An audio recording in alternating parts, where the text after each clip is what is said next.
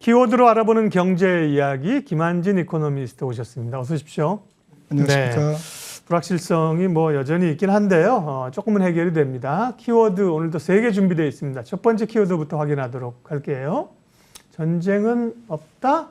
퀘스천 마크. 없다가 아니라 없다? 불확실성 끝일까? 우크라이나 얘기를 하는 걸 텐데요. 지금까지의 정황들은 투자자분, 시청자분들 다 알고 계시고 어떻게 흘러갈까요? 네, 조금 외신을 종합해 보면 좀 장기화될 것 같은 느낌이 많이 듭니다.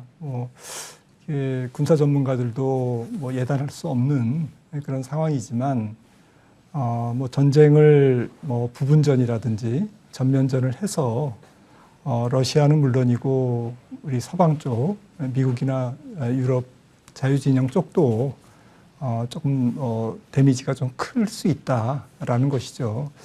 사실 우크라이나도 우크라이나지만 러시아가 세계 오일 기름 교역량의 12%, 가스 교역량은 25%가 되거든요. 네. 그러니까 이런 부분들이 조금 부담이 되는 거고, 바이든 대통령이 엊그제 우크라이나의 미사일 배치를 안 할 수 있다라는 말이 저는 이렇게 조금 와닿더라고요.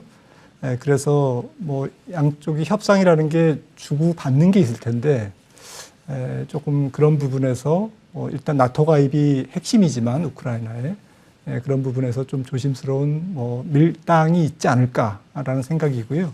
얼마 전에 그 도네스크인가요? 그리고 루안스크, 조그만 동부 지역의 우크라이나의 도시입니다. 예. 여기에 자치 주민 투표를 해서 독립을 하겠다, 분리 독립을 하겠다라고 이제 주민들이 투표를 했는데 러시아 의회에서 의회에서 승인을 했죠. 이제 이런 부분들이 어떤 전면적으로 우크라이나를 전체로 통째로 러시아가 삼키기보다는 조금 야금야금 이런 작은 이런 그 러시아 친러시아 어떤 자치구의 접수를 통해서 이렇게 단계적으로 뭔가 되지 않을까라는 좀 추측을 좀 해봤습니다. 그게 이제 불확실성의 지속이잖아요. 네. 해결된 게 아니니까. 군사들 훈련하는 거 돌리는데도 2, 3개월 걸린다니까요. 우리 입장에서는 이틀, 3일, 2주일이면 되지 2, 3개월이나 걸려 이럴 텐데 결국은 이제 수면 아래로 좀 가라앉은 거지 끝난 건 아니어서요.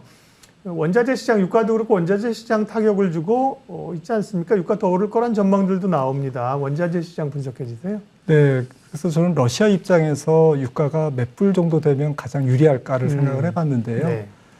모르긴 몰라도 한 배럴당 브렌트 기준으로 한 80불에서 100불 사이, 100불을 넘으면 세계 경기가 위축되지 않습니까? 그렇죠. 원유 수요량이 줄게 됩니다. 그래서 러시아는 지금 속으로는 굉장히 즐기고 있을 텐데 이 고유가를 한 80불에서 100불 사이에 비교적 작년보다는 훨씬 높은 수준에서의 국제 유가가 형성되기를 원할 것이고, 협상이 장기화된다는 얘기는 밀당이 있다는 얘기는 속시원히 해결되지 않는다는 의미이기 때문에 고유가가 조금 더 지속된다라는 측면에서 인플레이션 압력에서는 자유로울 수 없다.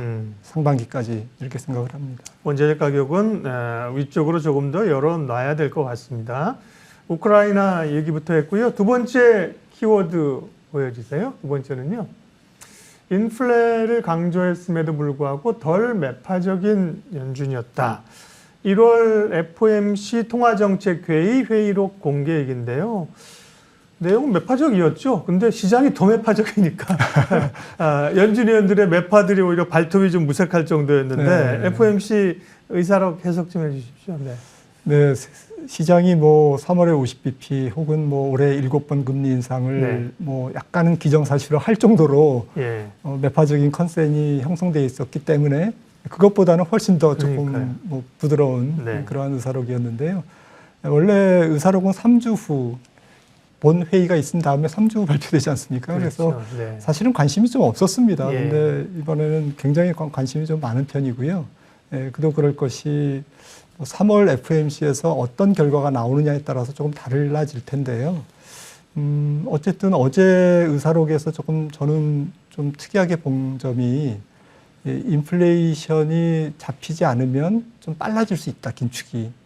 그리고 예전의 경우, 예전에 통화긴축이 2015년부터 18년이 되겠죠. 그 당시에 비해서는 조금 빠를 수 있다. QT도 해야 된다. 네, 그런 부분들이 좀 뭐 특이한 점이었고 빨라질 수 있다라는 거. 예. 인플레이션이 안 잡히면. 그 얘기는 3월 16일이 FOMC이기 때문에 3월 15일, 16일 3월 첫째 주에 미국 2월 소비자 물가가 발표되지 않습니까? 예. 이 2월 소비자 물가에 따라서 발표 수준에 따라서 50bp를 인상할 수도 있다라는 저는 여운을 남긴 걸로 이제 해석을 좀 해봤고요. 그리고 말씀하셨듯이 QT는 하반기 하겠다. 조금 그렇게 얘기했습니다. 특별한 일이 없는 한 QT는 뭐 5월이라든지 이 부분보다는 6월이나 7월, 예. 특히 7월 이후가 될 가능성이 높고요. 또 MBS, 모기지 담보증권이죠. 모기지 증권부터 먼저 팔겠다. 지금 연준이 대차대조표 지금 보시지만 한 8조 9천억 중에서 30%가 모기지 채권입니다. 나머지는 이제 거의 국채고요. 그래서 이 모기지 채권이 적지 않거든요. 지금 한 2조 7천억 달러 정도 되기 때문에 모기지 채권만 줄여도 대차대조표가 30% 가까이 줍니다. 그래서 모기지 채권이 과연 먼저 완전히 싹 지우고 줄이고 그 다음에 국채를 줄이는 건지 먼저 모기지 채권으로 시작했다가 나중에 조금 두 국채와 모기지 채권을 조합해서 줄일 건지 뭐 이런 부분들에 대해서는 뭐 아직 결정된 게 없습니다만 아무튼 모기지 채권부터 만약에 판다는 것은 주택시장에 영향을 주겠죠. 가뜩이나 모기지 지금 금리가 30년 고정금리가 4% 찍었거든요. 지금 1%포인트가 작년 말 대비 올랐습니다. 그래서 미국의 주택 경기가 뭐 급냉은 없을지라도 일단 QT를 한다라는 것 때문에 상당히 조금 영향을 받을 수 있다. 이렇게 해석을 할 수가 있겠습니다. 결국은 물가인데요. 중요한 변수가요. 1월 미국의 소비자 물가지수 발표됐고 1월 생산자 물가지수도 발표돼서 이제 지난 일이 됐습니다. 9.7% 나왔죠. 높게 나왔는데요. 말씀하신 것처럼 이제 3월에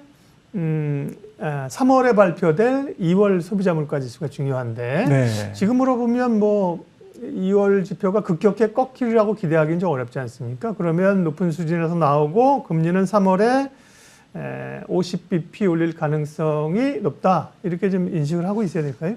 네, 맞습니다. 엊그제 나온 1월 생산자 물가의 급등이 네. 뭐 시차를 두고 소비자 물가에 영향을 줄 수밖에 없기 때문에 그런 측면에서 2월 소비자 물가가 좀 예상치보다는 같거나 혹은 높을 가능성이 훨씬 높다라고 네.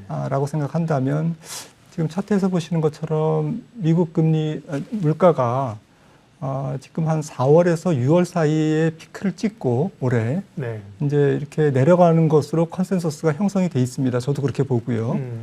그런데 문제는 지금 X축이 2014년까지 그려져 있거든요. 24년까지. 네, 2024년. 네네. 2024년까지 그려져 있기 때문에 후년까지 미국 소비자 물가가 3%대 중후반에 위치할 가능성이 높다라는 얘기는 연준이 통화정책의 기준으로 삼는 근원소비자 물가 지수의 2%를 2024년까지 상회할 가능성이 2%를 상회할 가능성이 즉 연준으로서는 인플레이션에 따라서 긴축을 하지 않으면 안 되는 네. 그런 상황이 내년까지 지속될 거다 최소한 이 부분이 좀 주식시장이 뭐 상당히 조금 부담스러운 주식시장의 성격이나 어쨌든 뭐 상승 기울기 이런 부분들을 변동성을 야기하는 그런 요인이 될 것 같습니다. 예, 좀 뭐 꺾여만 주면요, 그래도 가능하죠. 맞습니다. 2% 기준으로 연준이 잡고 있으면 그것도 옛날에 뭐 중립금리라고 그랬나요? 밴드로 한다 그랬나요? 그래서 꼭 2%는 아니다. 이런 얘기 했던 평균 것도 금리. 예, 무슨 금리라고 그러죠? 평균 평균금리로 한다 그랬었죠. 맞습니다. 뉴욕 증시도 일단은 급한 변동성은 좀 줄어든 상황인데 사실은 금리 인상에 대한 우려, 기술주의 급격한 조정, 우크라이나 사태, 뭐 여러 가지 미국도 변수를 먹고 있는데요. 글로벌 증시 전망은 어떻게 하세요? 네, 그래서 뭐 일단 3월까지는 짧게 보면 뭐 한 달 달도 안 남았습니다만 네. 3월 FOMC까지는 시장이 조금 상단이 막혀 있을 것 같고요. 네. 조금 악재에 조금 민감하고 호재는 약간 둔감한 그런 장세가 좀 지속되다가 3월 16일 이후에 지금 3월 통화정책에 따라서 조금 방향성이 결정될 것 같습니다. 상반기 전체로는 좀 불확실성이 지속된다. 인플레이션이 앞서 차트에서 보시는 것처럼 인플레이션의 기울기가 꺾이는 게 조금 하반기부터 예. 올 여름부터니까 상반기까지는 이 증시 불확실성이 인플레이션 때문에 발목이 잡혀서 좀 변동성이 큰 장, 조금 혹은 좀 상승 기울기가 제한되는 그런 장이 전개될 것 같습니다. 예. 키워드로 알아보는 경제 이야기, 키워드 하나가 남았습니다. 다음 키워드는 어떤 건가요? 보여주세요. 다음은요, 예. 한국 증시에 불을 지핀 중국의 물가 지표다. 좋은 의미로 불을 붙였다는 거죠. 어제 중국의 물가 지표가 나왔는데 시장의 예측치보다 낮게 나왔습니다. 네. 그러니까 중국은 인플레이션에서 상대적으로 자유로운 건가요? 일단은 뭐 좀 꼭지를 찍은 걸로 보죠. 예. 왜냐하면 작년 9월인가요? 13.5%에서 생산자 물가가 생산자 물가. 네. 예. 그리고 지지난달이죠. 네. 12월에는 뭐 12%대였지 않습니까? 10.3%였거든요. 군요. 그리고 이제 1월 보시는 것처럼 9.1%인데 어쨌든 작년 가을부터 조금 그 인플레이션 고점이 낮아지고 있거든요. 그런데 이 부분은 조금 해석이 조금 주의 깊게 해야 되는 게 중국이 좀 물가를 통제했습니다. 예. 그리고 뭐 작년 1월이 기억하시겠습니다만 돼지고기 값이 많이 올랐거든요. 그래서 올해 이 물가에 돼지고기 값이 한 41% 전년 1월 대비 폭락했습니다. 네. 기저효과죠. 네. 이제 이런 부분들이 생산자 물가에 간접적으로 좀 작용을 하고 있거든요. 그리고 또 재고가 원자재에 대한 재고가 지금 중국 기업들이 거의 소진됐다고 합니다. 그래서 이런 부분들이 다시 또 재고를 확충해야 되거든요. 올해 뭐 다음 달부터는 이런 부분들이 광업 가격, 특히 뭐 이게 채굴과 관련된 광공업 가격이 원자재 가격이 조금 다시 올라갈 가능성 이런 부분들을 조금 열어놔야 될 것 같고요. 그럼에도 불구하고 중국의 소비자 물가는 조금 소폭 올라가긴 하겠지만 올 상반기에 2%를 넘지는 않는 그래도 통제 가능한 다른 지역보다는 굉장히 안정된 물가 수준이 유지될 것 같습니다. 어쨌거나 금리 물가 상승 압력이 제한적이라고 하면 지금 중국이 취하고 있는 통화 완화 정책, 금리 추가적인 인하도 기대할 수가 있겠고요. 우리 시장에서 기대하는 바인데 우리 시장에 좀 도움이 될까요? 네, 뭐 여러 가지 코로나19의 뭐 오미크론의 뭐 이제 오미크론이 지나가면서 경제 활동이 자유화되고 중국 경제도 조금 봄이 올 것 같은데요. 이런 부분들은 좀 긍정적이지만 한편으로는 뭐 중국이 지금 아픈 손가락이 있습니다. 뭐 손가락 정도가 아니라 뭐 팔목 정도인데 네. 이 부분이 지금 중국 경제 성장의 증분의 한 80%를 차지하고 GDP의 한 25%에서 30%나 차지하는 건설 부분이거든요. 부동산. 네, 부동산. 이 부분이 지금 올해 구조조정이 상당히 예고되고 있습니다.